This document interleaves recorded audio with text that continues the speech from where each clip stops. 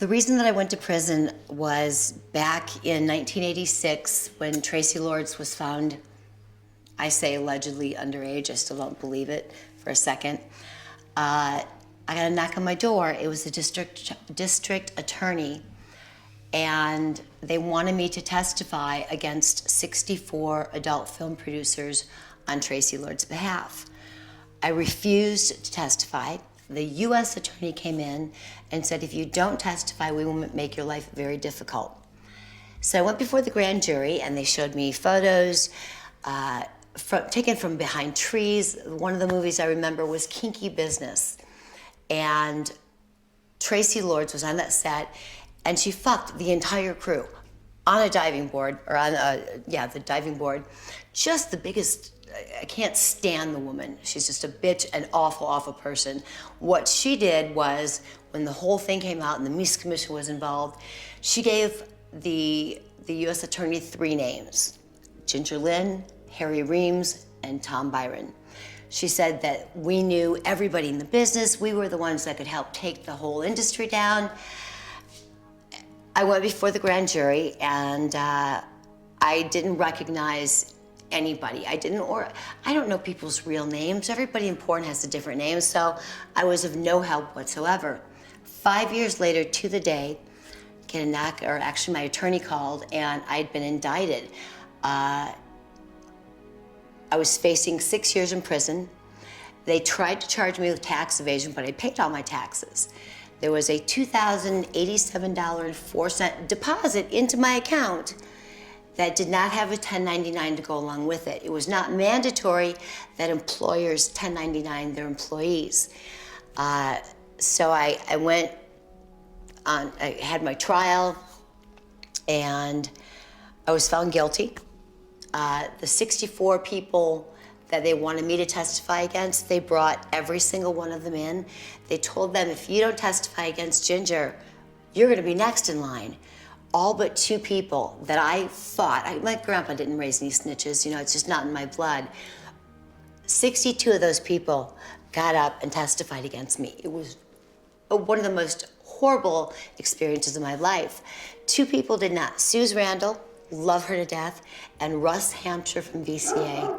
The 2 stand-up people, they got up and went, fuck no, that's not what happened. She doesn't, So anyway, I ended up getting 3 years probation, 750 hours of community service, and mandatory drug testing.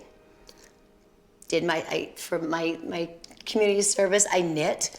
I was stripping at the time, so I would go to the strip club, get up on stage, do my show, and then go back in the room, in my dressing room, and knit. I made over 100 blankets, and they went to Vietnam vets in wheelchairs, which was very cool. So of all the community service I could do, it was actually kind of a cool thing. In the last part of my probation, I did a film called Bound and Gagged, A Love Story. I got permission to fly to Cannes for the film festival. So I fly to Cannes, and I'm doing all of this press, and I'm on the beach one day, and there's a big crowd and all the people interviewing, and I look down the beach, and there's somebody else who's got a bigger draw in a crowd than I do, and I'm like, who the fuck is that? I go down after I'm done, and it's Charlie Sheen. Charlie and I had been in a relationship. We'd broken up probably about 6 months earlier.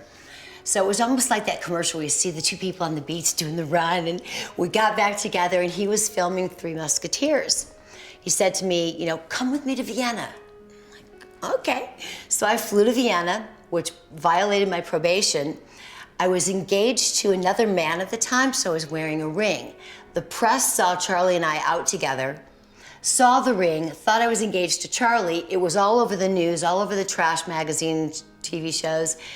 And when I got back, they were waiting for me. And I did 4 months and 17 days in federal prison. I should have done my 6 years. The only reason I didn't was the first night that I spent 12 hours in a holding tank. And then they took me to MDC LA, maximum security, weapons dealers, murderers, drug dealers, bad people. And it was about 2 in the morning, and they handed me this stack of clothes.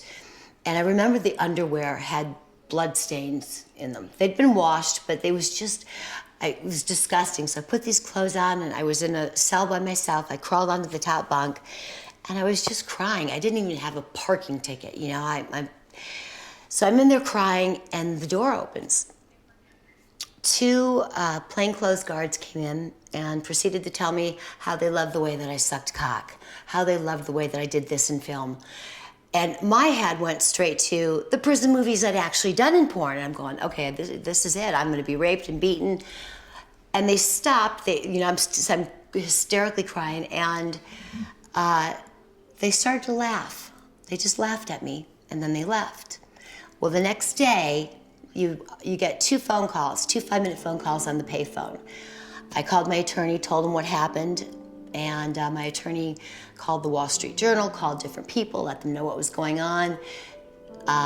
17 days later, I went before the judge, and he gave me 4 more months in kind of minimum security. I was at a halfway house called Gateway CCC in Echo Park, California. So Jezebel is my time in prison. It's the bad side of me. And even though I didn't do anything wrong there, you know, there was still, it was tough. It's a great chapter in my book, but I went from wearing come fuck me shoes to fuck you shoes. Got the boots on right now.